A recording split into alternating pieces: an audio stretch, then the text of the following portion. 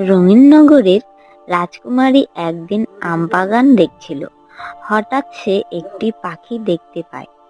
পাখিটি মাটিতে পড়ে আছে। রাজকুমারী আর সময় নষ্ট না করে ছুটে পাখিটির কাছে যায়। গিয়ে দেখে পাখিটি অনেকটা চোট পেয়েছে, উঠতে পারছে না। তখন রাজকুমারী, আরে, এরকম পাখি তো আগে কোনোদিন আমাদের এই নগরে দেখিনি। কোথা থেকে আসলো? ইস, বেচারি অনেকটাই চোট পেয়েছে।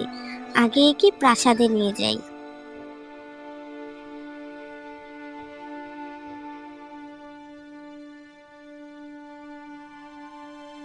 রাজকুমারী পাখিটিকে নিয়ে যায়। আর কিছুদিনের মধ্যেই পাখিটি ভালো হয়ে ওঠে। তারপর একদিন নিলয় ও প্রিয়া পাখিটিকে দেখতে আসে। রাজকুমারী, এই পাখিটি তুমি কোথায় পেলে?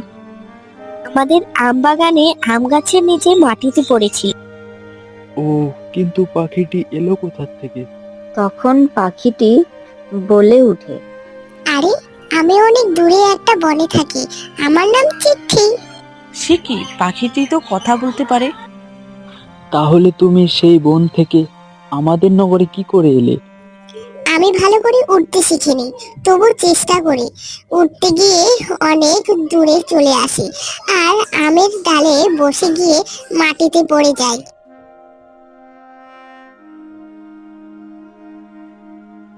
চিঠি, তুমি আমাদের বলো, তুমি কোথায় থাকো? আমরা তোমাকে তোমার পরিবারের কাছে দিয়ে আসবো।